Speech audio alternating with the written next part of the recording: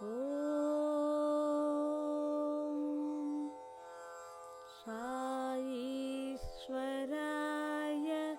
Vitmahe Satya Dhimahi. Om Sri Sai Ram. Sri Satya Sai ParabrahmaNe Namaha. Tapovanam. Sri Sai Satcharitra. Chapter 14. Divine Miracles Beyond Boundaries. Whoever you are mine. I will not give you up.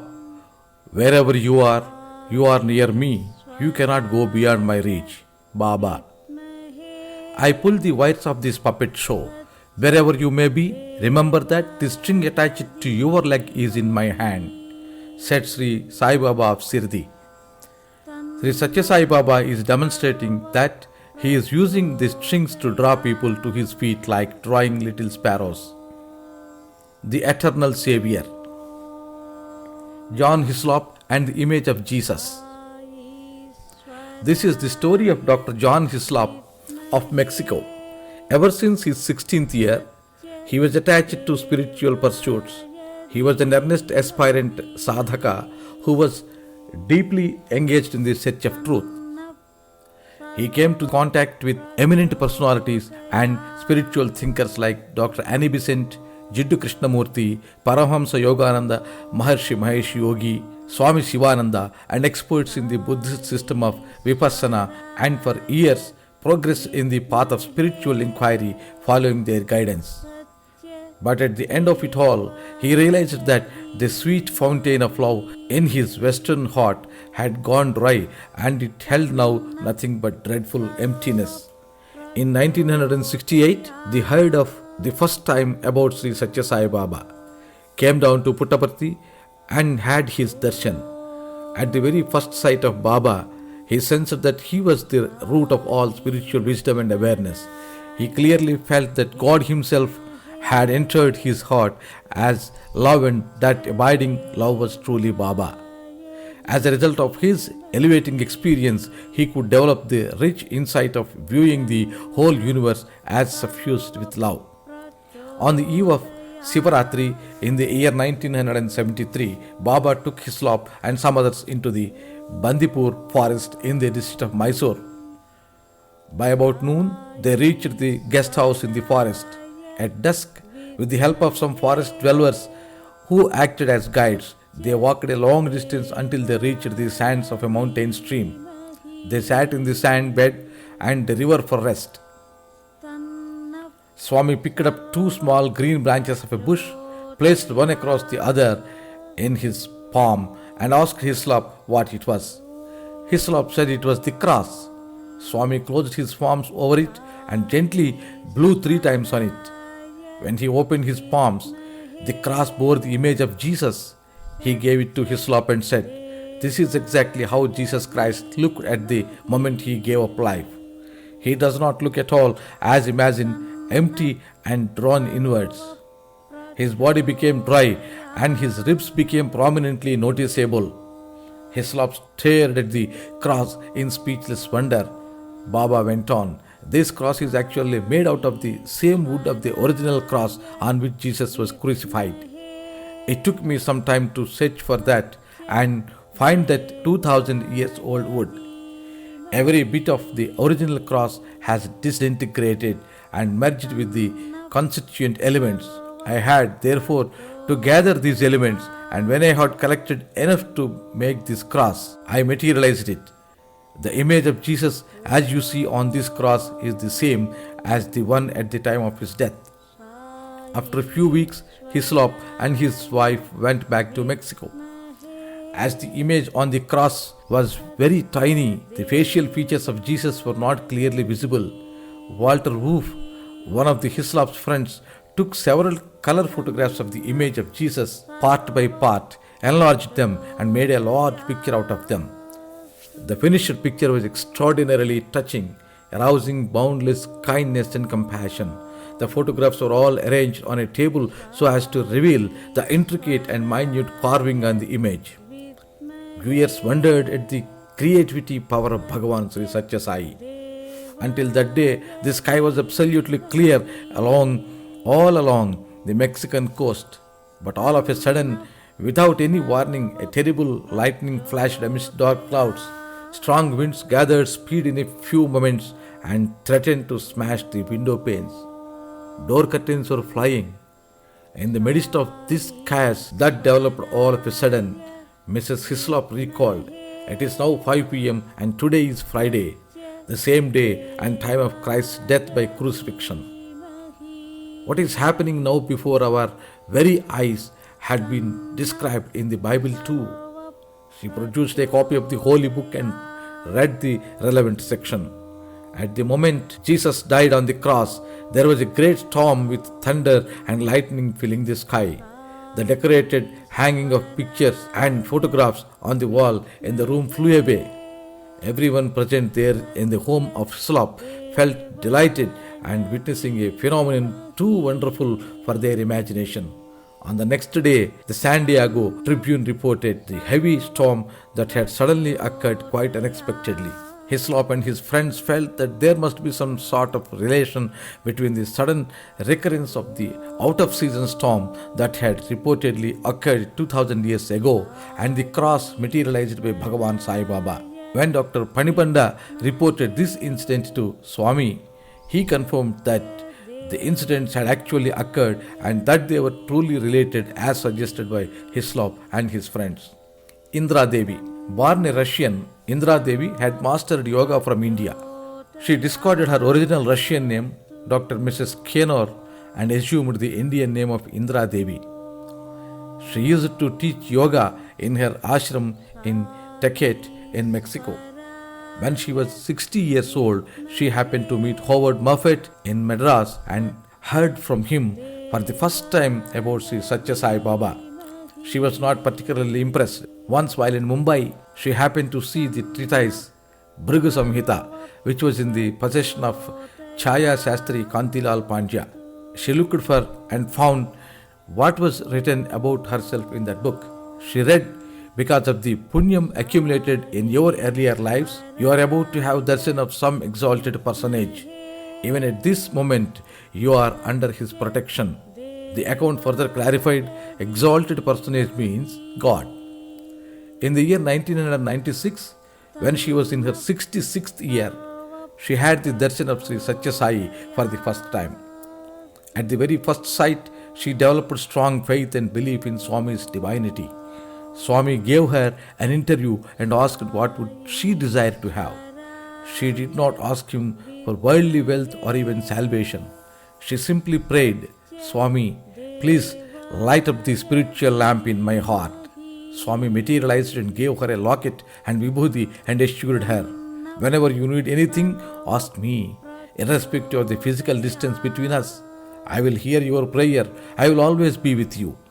There occurred once a vast fire in the Mexican mountains that destroyed thousands of houses and many acres of forest.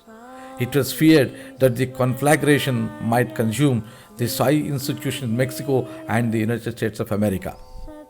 Unable to withstand its fury, many people abandoned their homes and possessions and fled for their life. Traveling by car, they reached the top of a mountain and took refuge in their house. They spent for 4 hours there praying Sai Baba. The fire raged below them all around the mountain. After it died down at last, they returned fearing the worst. To their relief and surprise, they found that the Sai Nilayam of Indra Devi was unscathed, even though everything around it got completely gutted. The unscathed Nilayam, untouched by fire, stood in the prayer hall, remained as beautiful as ever. They felt that Baba had personally stood guard at the place and safeguarded the Nilayam.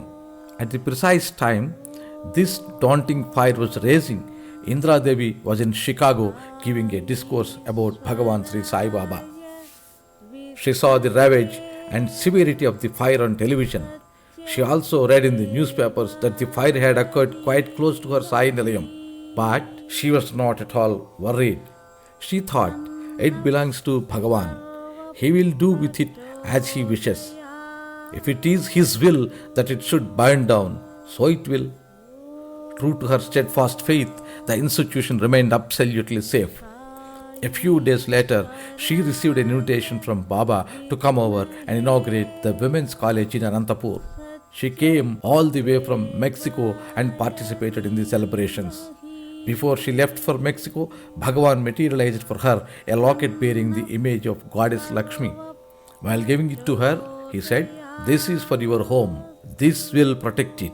Hereafter, it will never be threatened by hazards of fire." When Indra Devi came to Puttaparthi, she organized yoga classes for the benefit of school children. Baba was pleased with her services. He materialized a diamond-studded ring for her. She had long ago given up wearing any jewelry, but she would wear this ring, she thought, provided it bore Swami's image. Swami sensed her thought. He took the ring back and gently blew on it. Immediately it changed its form. Now it bore a small stone with Swami's image on it. Swami put it on her finger himself and said, "Whenever you wish, you can see me in this ring. Only you and nobody else can thus see me. When you look into this ring, you will find me exactly as I happen to be in India at that moment, and you can see what I am doing." Indra Devi was once in California. She looked into the ring and saw Baba sitting in a white car. She recorded a note in her diary. Swami is traveling somewhere. On another occasion, she found Baba talking to devotees seated in front of him in a semicircle. The scene, she felt, was not of Prasanthi Nilayam. She noted that detail too in her diary. Sometime later, when she came to Prasanthi Nilayam, she checked up with Sri Kasturi about her two visions. He confirmed that the first one showed Swami while on tour. Indra Devi questioned, "But Swami's car is not white." Sri Kasturi clarified that at the time of her vision, Swami had indeed travelled by a white car. The second vision was also explained by Sri Kasturi. It happened in a far-off Kerala. On 21st November in the year 1970, in the course of the 4th All India Conference of the Office Bearers of Sri Sathya Sai Seva Samitis, held in Prasanthi Nilayam, Indra Devi spoke in the presence of Bhagawan. In her speech, she referred to the above two incidents. Sri Kasturi quipped, "So you have been spying on Baba?" Sai Baba, as well as the entire audience, burst into laughter. Indra Devi rendered invaluable service to spread Swami's message in the United States of America through films, books, and lectures. During his campaign, she faced an unexpected problem. Those who attended her gatherings began to request her vibhuti materialized by Swami. On her next visit to India, she mentioned this to Swami. Suddenly, a beautiful silver container with a lid materialized in Swami's hand as if someone handed it over to him from above. Swami showed it to her and said, "This is a container of inexhaustible vibhuti. You may distribute any amount of vibhuti from this. It will never run out." He emptied the entire quantity in it on a piece of paper and gently tapped it. It got filled up again with fresh vibhuti. As he handed over the silver container to Indra Devi, he directed her to use the vibhuti from it for healing the sick. Thereafter, whenever sick persons came to her, she used to tell them about Swami's glory and give them some quantity of the holy ashes. This simple treatment restored many a sound health. When Indra Devi came to Puttaparthi for the Sivaratri festivities in the year 1969, Swami invited her, Walter Cowan, his wife, Elsie Cowan, and some others into the interview room. After some discussions on spiritual matters, Swami materialized a beautiful rosary containing 108 pearls and showed it to them. Everyone was anxious to see to whom Baba would present it. Baba said, "This is no ordinary rosary. It is extremely potent. It can heal every chronic disease. This is very essential for the service which Indra Devi is doing." The precious rosary was presented by Baba to Indra Devi. She was in tears of joy.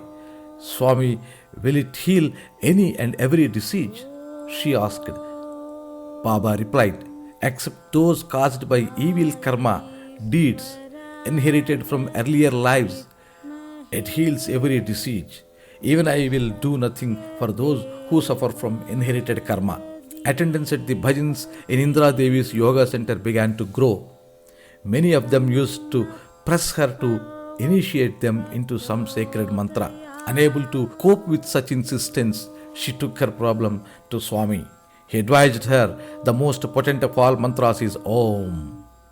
But as you know, it cannot be given to any and every person. When someone asks for initiation into mantra, look at me in your ring and ask me. Whatever mantra comes to your mind at that moment, give that to the seeker. It shall become the mantra coming from me. With these words, he granted her the spiritual authority and competence to initiate devotees into holy mantra. Indra Devi was blessed thrice over. Firstly, she was blessed to be able to have Swami's darshan any time of her choice. Secondly, she was blessed with the power to heal the sick. And thirdly, and most importantly, she was blessed with the spiritual authority to initiate aspirants into mantra.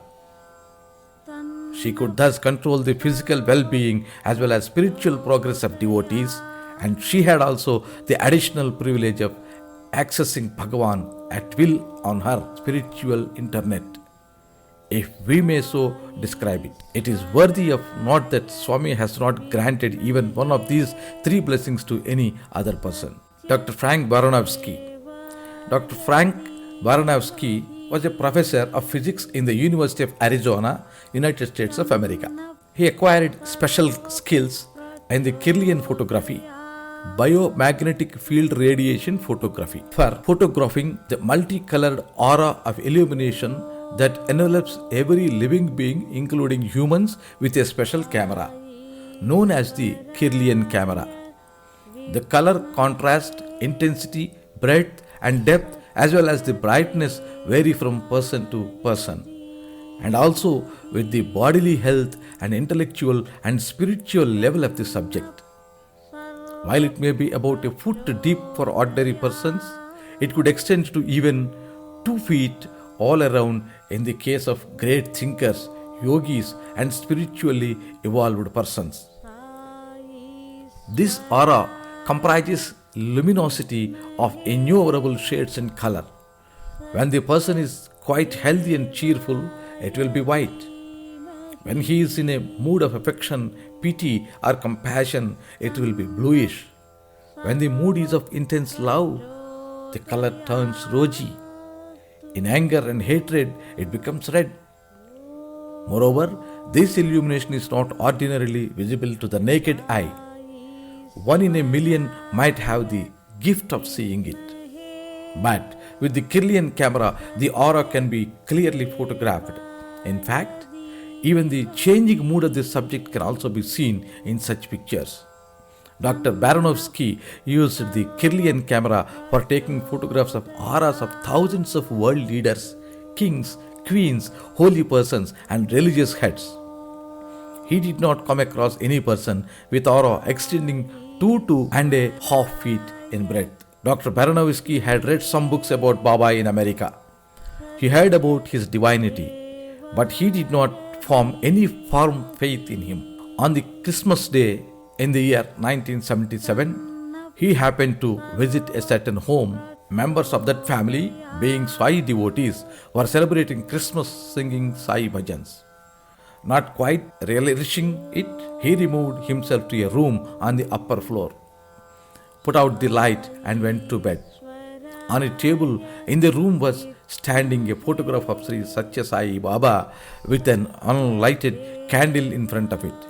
Even as he was looking at it, there was a little crackling sound and the candle suddenly burst into flame. Nobody had come in. No one lighted the candle. How did it get lighted? He was somewhat puzzled, and he once again looked at the photograph and saw Swami smiling at him. The very next year, that is, in the year 1978, Dr. Baranowski came to India to participate in a conference being held in Bangalore. He made use of that opportunity to travel all over the land and to photograph with his Kirlian camera hundreds of yogis and holy persons. In no case did the aura exceed 2 feet in breadth. One morning, he saw Swami from the first time in Whitefield Alley at 5 a.m. When he set eyes on Baba, he was stunned. The effulgence around Swami was beyond his wildest imagination. It extended beyond 40 feet. As devotees went on singing bhajans, it was spreading further and further, enveloping the whole building, and the thousands of devotees gathered there. It was so bright that Baranowski looked all around him to check up whether it was caused by the numerous mercury vapor lamps around. As Swami moved, the shimmering envelope of luminescence also moved like a living, vibrant sheath. He concluded that it must be integral to Swami and must be emanating from him only. Summer classes were being conducted at that time, so Baranowski could watch Swami continuously for 3 to 4 days. One day, Swami called upon him to address the gathering. Baranowski described his unparalleled experience. "I am a scientist. I am basically a Christian, but my faith in that religion is not particularly intense. By means of this Kirlian camera, I investigated 15,000 eminent persons in every walk of life all over the world. But here I have discovered something I never met with anywhere else. The illumination radiated by Baba is of a spectacular rosy color, which is characteristic of the most intense, the deepest, and the most selfless love. What is also unique is that his aura spreads and submerges not merely this audience, all but far beyond. As far as I can see, like a flood of light, it is engulfing everything. This rosy luminescence is also displaying silver and gold streak, intensely bright and perfectly clear. Here is a fantastic spectacle which I have never encountered till now. Swami is the full embodiment of love, Sampurna Prema Murti. When Swami comes near us and touches us, that effluence is flowing into us also. We are getting immersed in that mighty stream of ethereal glow. Swami is the walking personification of love. As I am speaking here, you will notice that my body is shivering. Don't you see? But this shiver is not because of fear. This suprahuman aura that sounds him in indescribable glory is so moving that my body is shivering uncontrollably. Swami materialized a diamond ring and gave it to Dr. Baranowski. He also gave him the much sought after interview. Swami spoke about his month-old grandson and told him, "The day you return to America and reach home, your grandson will be subject to a surgery. Don't worry, the operation will be successful. The baby will be restored to complete health." Swami told all this on his own. Dr. Baranowski made no mention of the baby at all. However, he did not pay much heed to Baba's words about the child. He was aware that doctors had said that the operation could be performed years later after the baby grew up. He was therefore surprised to learn on reaching home that the baby had indeed been operated upon that very day. The doctor who performed the operation was an Indian. Dr. Baranowski told him all that he had experienced in Puttaparthi and showed him the diamond ring presented by Swami. As Swami had assured him, the baby soon got well.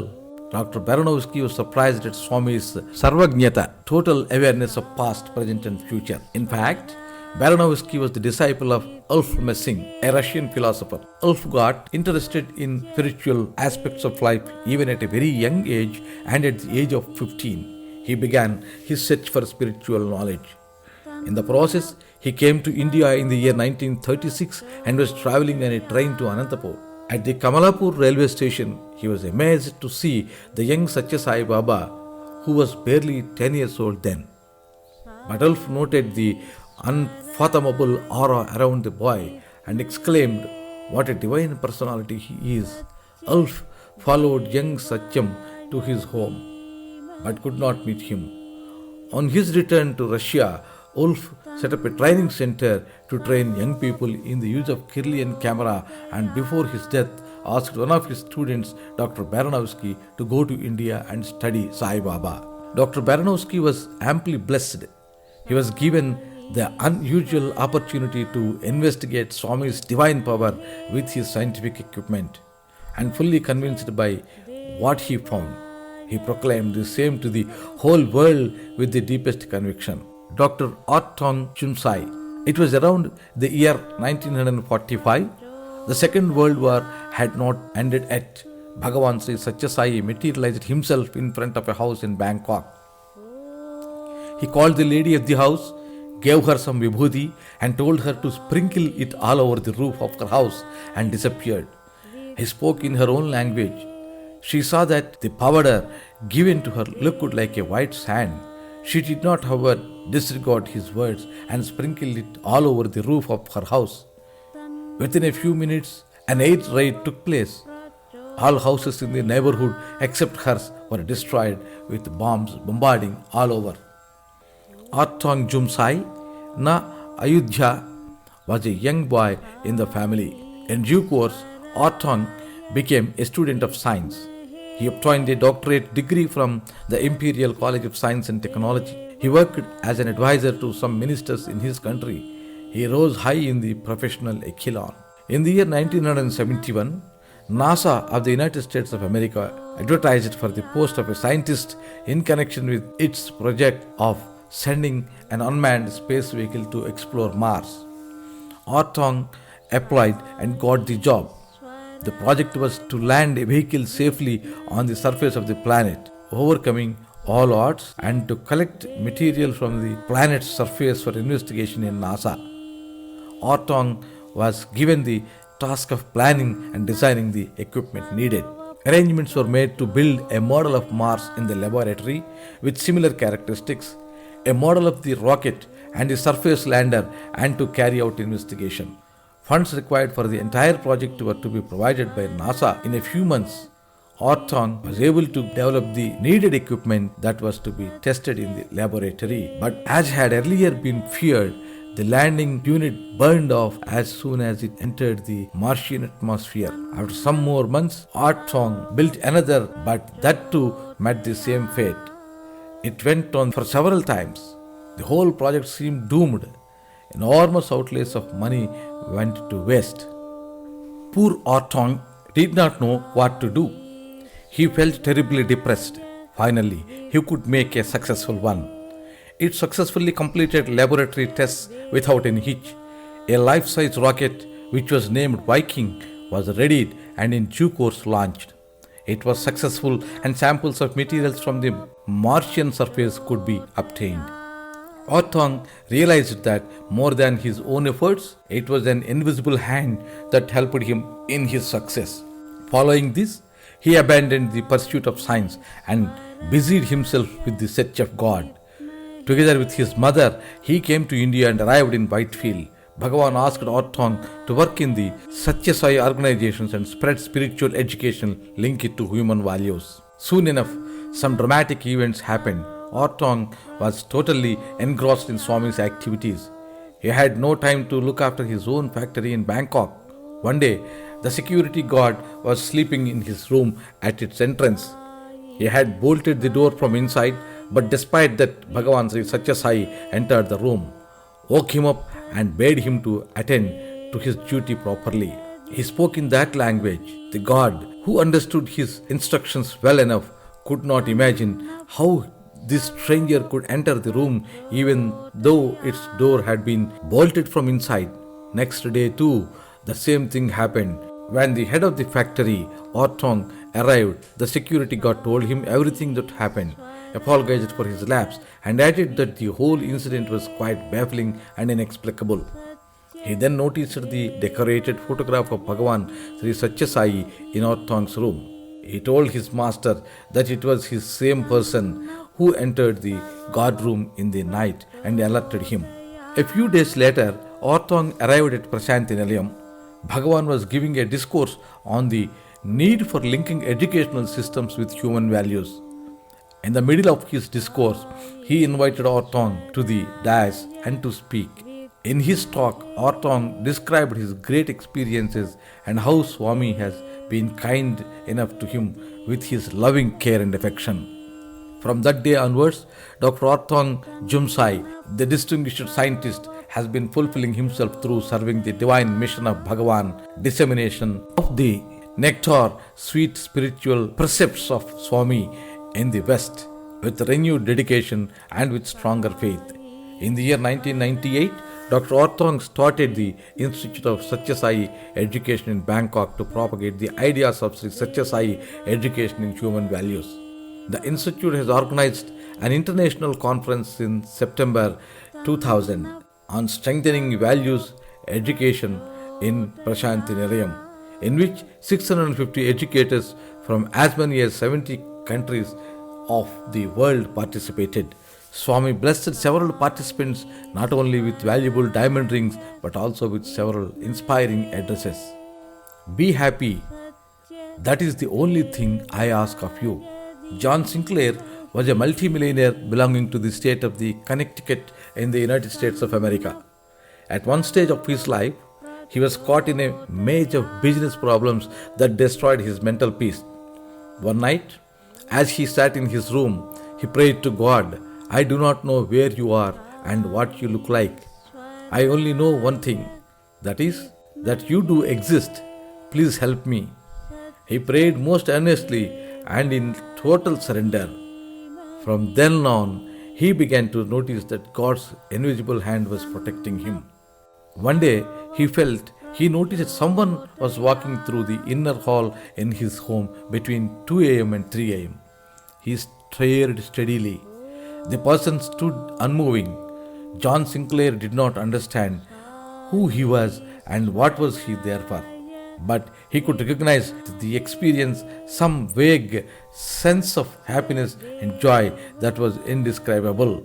In a similar manner, he had the same vision on another night. He was sure that it was no dream, historical, real. Sinclair went to the spiritual center Adhyatmika Kendra in New York and mentioned his recent experiences to someone there. The person said, "Just a minute please," went inside and returned with a small packet of vibhuti in his hand, and as he gave it to Sinclair, uttered Sai Ram. He also spoke at length about Bhagawan Sri Sathya Sai and assured him that it was Swami who had given darshan to him. Sinclair was deeply touched. He was but a mere businessman in far-off America. His knowledge of anything spiritual was next to nothing. He had not read even a single book about Sri Sathya Sai Baba. Yet the Lord visited his home in person and granted darshan to an insignificant person like him. In his mind, he fell at the lotus feet of Swami at that moment. His heart began yearning for Bhagavan's grace and for Bhagavan's love. Very soon, it grew and assumed unbearable intensity. As a consequence of that unbearable yearning to Baba and also Baba's compassion, Sinclair set off for Prasanthi Nilayam. On arrival, Swami invited him into the interview room and said, "I came twice to you." Sinclair stared at Swami in bewilderment. Swami continued, "I have done a lot for you. I have given plenty to you. Even then you have no peace. Why don't you do something for Swami?" When he heard Swami's words, Sinclair was prepared to give whatever Swami asked for. He said, "Surely, Swami, most certainly." Swami smilingly told him, "Be happy always. That is the only thing I ask from you." Sinclair was stunned to hear that Swami desired of him nothing but his own well-being. Speaking in a magnificent Purnachandra auditorium on the auspicious Guru Purnima day in the year 1993, Sinclair said, "When I was a young boy being brought up as a Christian, I used to feel miserable that I was born 2000 years after the departure of Jesus Christ. Someone has truly heard my cry of agony. Here is sitting that very God who had sent Jesus to us." Sinclair also recounted a couple of miraculous incidents. A few months before my arrival in Prasanthi Nilayam, I had to make a business trip to another place. I told my wife that I would pilot my helicopter myself. She tried to dissuade me.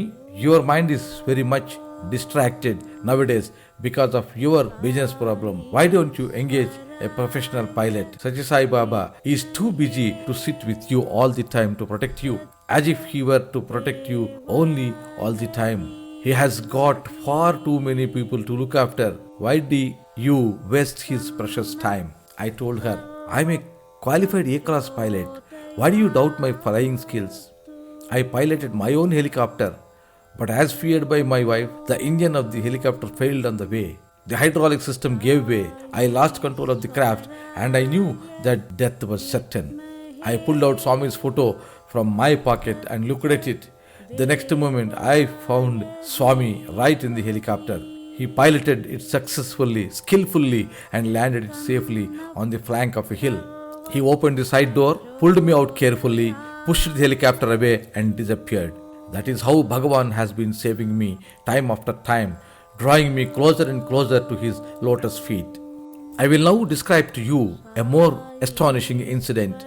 That woman who is sitting in the front row here in this gathering is Marilyn Sinclair. She is an expert horse rider. She acquired a fine horse and rode it and also trained it for competitions. Once she was riding fast in the riding course and tried to clear a high wall. Unfortunately, the leg of the horse hit against the wall. That girl was thrown off her saddle and her head dashed against the ground and the 1800-pound heavy horse landed on her. It took a full 45 minutes before the girl was admitted in the emergency ward of a hospital. I got the message on phone and rushed there. I took out the small packet of vibhuti from my pocket and applied to the wounds on her face. I said, "This is just like the holy water of Christianity." I also put a little quantity in her mouth. When I went to see her on the next day, there was not a single wound on her face. 3 months later, she has fully recovered and resumed riding. But the story does not end here. In the interview room, Swami looked at Marilyn and asked, "Did I not rescue you from paralysis?" She said, "Yes, Swami, yes, you did." After the interview, I asked Marilyn, "What is it that Swami asked you and what did you answer him?" She then told me, "On that day of my accident, I lost an eye. When the horse landed heavily on me, I was paralyzed on one side. As I lay in the rain helpless, a person stood by my side watching me when I was being taken by ambulance to the hospital. He was by my side in the vehicle in the emergency ward too. He was by my side all the time. He also kept vigil constantly on me throughout the night at the hospital. That person is none else but this Sai Baba. He made my eye all right and he healed my paralysis too. Only then did he move out of the hospital. Even though this incident happened several years ago, I did not know about it all until the conversation began between Baba and her in the interview room. This is an excellent instance to show that Swami is much more intimate than even one's mother and father. My Swami, I have full faith in you. I totally surrender myself at your feet, concluded Sinclair. Jagadishan. He was working as Deputy Director General in the Industrial Development Authority, Government of Malaysia. Whenever he spoke about Swami, he used to be contemptuous, malicious, and wild-tongued in criticizing him. His name is Jagadishan. Once it so happened that Jagadishan went to the home of his mother-in-law. He saw Swami's photograph in her room. He was virulent in his condemnation of Swami. For 2 long hours, he relied and ranted and finally said to the picture, "If you really possess all those divine powers and claimed by these people, show me proof therefore. Only then will I believe these fairy tales." He did not realize that he had literally thrown a challenge to Bhagawan Baba. No sooner had he said these words than Vibhuti appeared on the photograph, the picture that had provoked his fire. He felt as if lightning had struck him. He realized that in this world of scientific thought, here was something transcending science, something incomprehensible to science. 4 months later, Jagadishan visited India and travelled to Prasanthi Nilayam. In the audience hall, Swami neared him and gently moved his loving lips. "Malaysia?" Surprised and wondering how Swami knew that he came from Malaysia, he answered, "Yes, sir." Swami invited him into the interview room. Jagadishan was now 32, but somehow felt as if he was a boy of 7 sitting with his father. The fatherly affection and love of Swami melted his heart. Copious tears flowed down in his cheeks. He had believed in Swami only for a mere 4 months now. Earlier to that, he had nothing but utter contempt of him. His vileness during that dark period was hanging heavy in his heart, and he could no longer hide his misery. He decided to make a clean breast of it. Swami, he cried, please forgive me. Till 4 months ago, I had never believed in you. Bhagawan shook his index finger from left to right and again to left. He smilingly said, Ha ha, you were not a mere non-believer. You strongly opposed. You were a strong opposition. Jagadishan collapsed in grief and shame. He fell at Baba's lotus feet and began literally weeping. Swami held his shoulder and slowly raised him. Don't cry, Bangaru. Don't cry. Swami knows everything. Nowadays, at Swami's suggestion, he is functioning as the central coordinator for the Sathya Sai organizations in the East and fulfilling his destiny in the service of Sai's spiritual mission. Mala Vikshepa Avarana. In one of his discourses, Swami pointed out that man is gifted with intelligence and discernment, yet he is not able to recognize his true self. The reason for this, said Swami, is the cumulative effect of the deeds, karma, done in previous lives. Because of good deeds, Satkarma, one takes birth as a human being. However, if in this human birth a person indulges in doing evil like adultery, thievery, untruthfulness, and so on, the consequences too will be evil.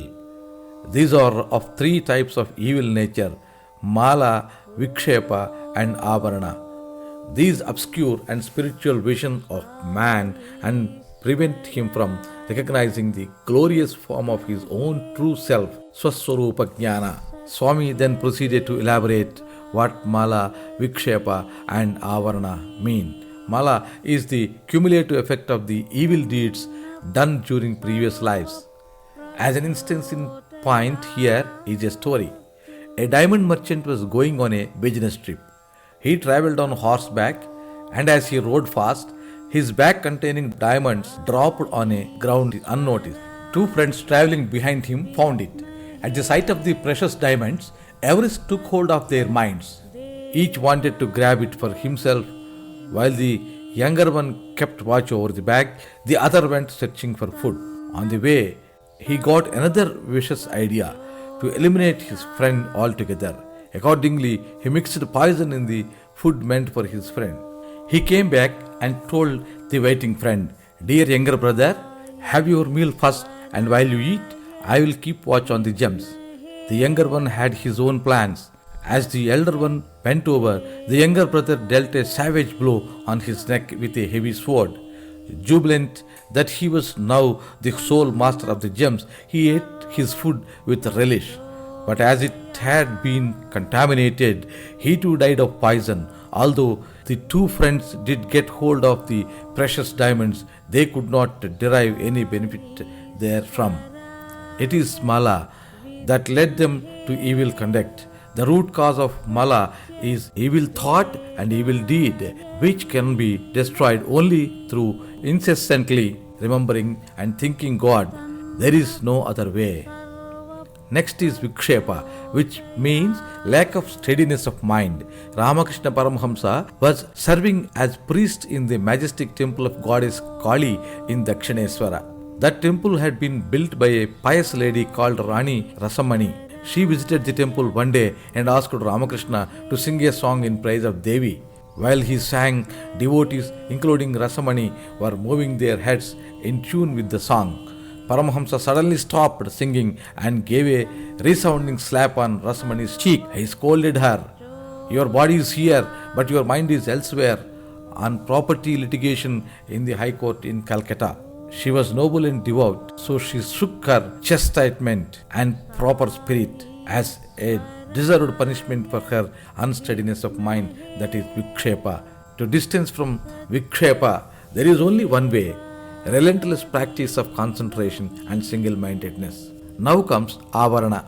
I am a student, I am a teacher, I am a Brahmin, I am a Kshatriya, I am a woman, I am a man, and so on. In this manner, A person falls into delusion. I am this body. Ignorance, ajnana of this kind is avarana. If you meditate deeply and with discernment, viveka, you will soon realize that you are neither a student, nor a teacher, nor a Brahmin, nor a Kshatriya, nor a female, nor a male.